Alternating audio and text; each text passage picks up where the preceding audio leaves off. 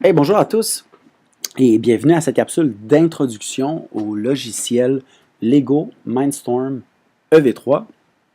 Et on va commencer sans plus tarder par justement lancer le logiciel EV3. Le but de cette capsule est d'explorer l'interface dès l'ouverture du logiciel et également d'exposer certains petits détails techniques qui pourraient s'avérer vraiment importants. Donc, dans un premier temps, voici ce que vous et vos élèves aurez sous les yeux à chaque fois que vous lancez le logiciel EV3. On retrouve à gauche un menu principal constitué de 5 onglets principaux. Ensuite de ça, dans chacun des onglets, on a un sous-menu qui dépend de la sélection de l'onglet principal qu'on a. Et par la suite, on a soit une image ou encore une vidéo qu'on peut lancer qui vient expliquer le sous-onglet qu'on a choisi, ou encore on peut avoir une troisième sélection de fichiers qu'on va par la suite pouvoir aller ouvrir avec le petit bouton ici, ou encore double-cliquer sur l'image pour lancer le projet.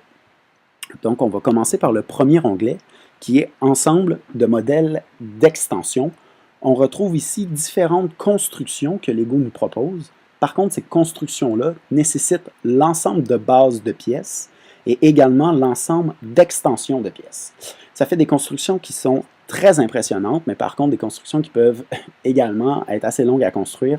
Par exemple, l'éléphant m'avait pris à peu près 4 heures de construction, mais somme toute, c'est des constructions qui en valent la peine et qui sont vraiment susceptibles d'intéresser les élèves en début d'année, si jamais vous voulez leur donner un petit aperçu sur la robotique. Vraiment intéressant. Donc, vous choisissez Instruction des modèles et là, ensuite, vous avez les différentes gammes de construction que vous pouvez aller ouvrir en double-cliquant dessus.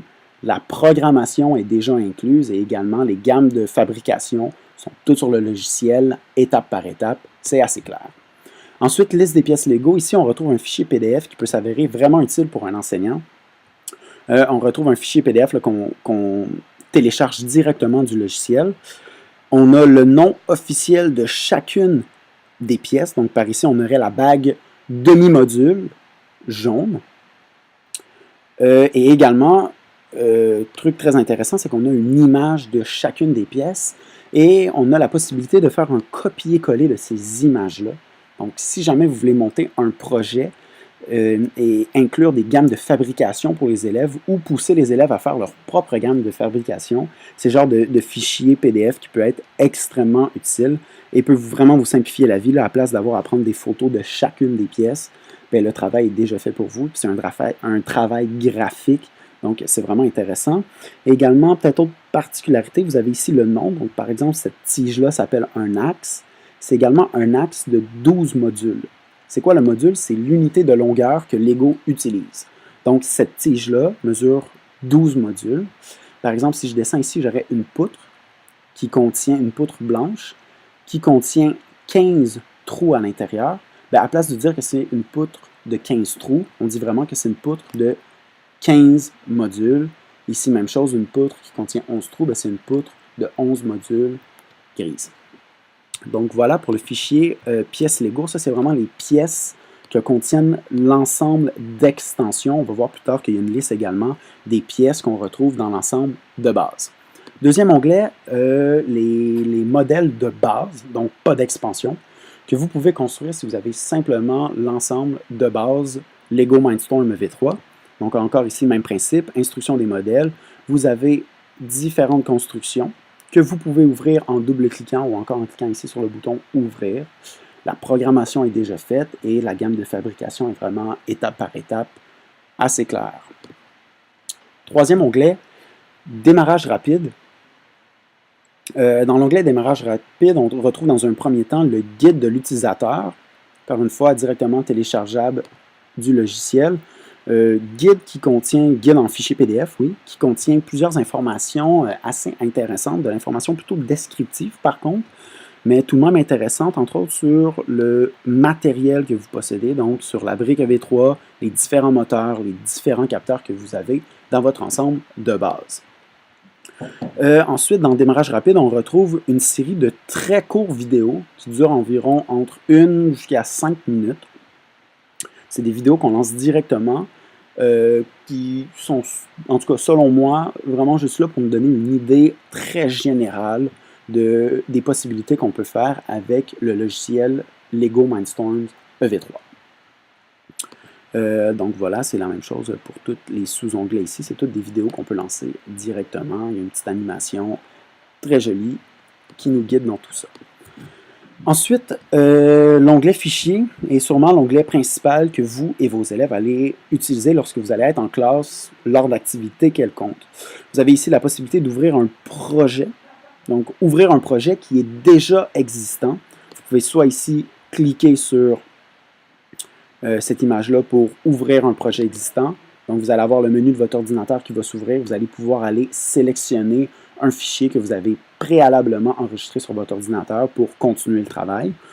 Sinon, ici, vous pouvez ouvrir tout simplement un nouveau projet. Le logiciel vous laisse deux alternatives, soit un projet par programme.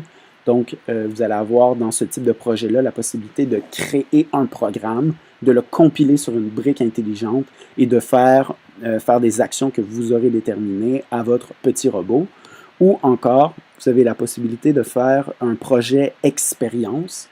Il s'agit ici plutôt de journalisation de données, donc de l'acquisition de données en temps réel avec les capteurs qui seront branchés à votre brique intelligente. On va y revenir plus tard dans d'autres capsules, mais avec l'onglet Expérience, ici, vous pouvez aller faire de l'acquisition de données pour ensuite faire des graphiques, par exemple. Donc, très, très intéressant à utiliser là, dans une classe de sciences. Finalement, troisième sous-onglet, ouvrir un projet récent, c'est simplement un raccourci pour aller ouvrir directement un projet que vous avez déjà travaillé sur votre ordinateur. Donc, vous pouvez l'ouvrir directement en cliquant ici ou encore en double-cliquant sur l'image. Finalement, dernier onglet, Robot éducateur. Onglet principal vraiment, vraiment intéressant qui contient plusieurs tutoriels. Donc, premièrement, sur les bases de la programmation. Donc, ici, on a une série de 9 tutoriels qu'on peut ouvrir qui sont assez progressifs. Même pour ma part, je trouve que c'est un peu lent comme apprentissage. Ensuite, vous avez des tutoriels sur le perfectionnement. Donc, à la fin, là, si vous faites tous les exercices de perfectionnement, il y en a 18. À la fin, vous devriez commencer à être assez solide là, en programmation. Là. Par contre, ceux-là sont peut-être un peu moins progressifs. Des fois, c'est un peu plus dur à suivre dans ces défis-là. Et pour la suite, on a des petits résumés du matériel, de comment fonctionne l'acquisition de données en temps réel. Donc, encore une fois, c'est plein de tutoriels qu'on peut ouvrir en cliquant ici ou encore en double-cliquant sur l'image. Et c'est vraiment étape par étape sur les outils principaux du logiciel, sur les gammes de fabrication de la base motrice. Vous devriez avoir dans votre ensemble de base un petit calepin imprimé qui contient toutes les étapes de construction pour construire la base motrice, mais sinon, vous avez une copie informatique directement sur le logiciel. Et finalement, le guide de l'enseignant, vous avez une copie papier, une copie PDF du robot éducateur que vous pouvez encore une fois télécharger directement sur l'application. Et finalement, une liste des pièces exhaustive, je vous en avais parlé au début du vidéo. Une liste des pièces, mais par contre ici, c'est la liste de pièces de l'ensemble de base, donc qui pourrait être utile encore une fois pour faire des gammes de fabrication maison, ou encore pour faire l'inventaire des pièces là, après une activité. Vous avez ici tout le nombre de pièces que vous devriez retrouver dans chacun des kits. Donc, une feuille très intéressante à imprimer, là, entre autres pour faire le suivi des pièces avec vos élèves. Sinon, une liste des pièces de la base roulante, de la base motrice que vous pouvez construire. Et ça fait pas mal le tour là, de l'interface de départ qu'on a. Ici, vous avez un petit plus. Donc, si vous voulez débuter un nouveau projet, c'est un raccourci. Vous aviez dans le fichier, dans l'onglet Fichier, ici, vous pouviez commencer un nouveau projet de programmation. Si vous cliquez là, ça débute automatiquement un projet de programmation. Donc là, on pourrait commencer à programmer. Et il y a toujours moyen de revenir à l'accueil en cliquant ici sur le petit bouton.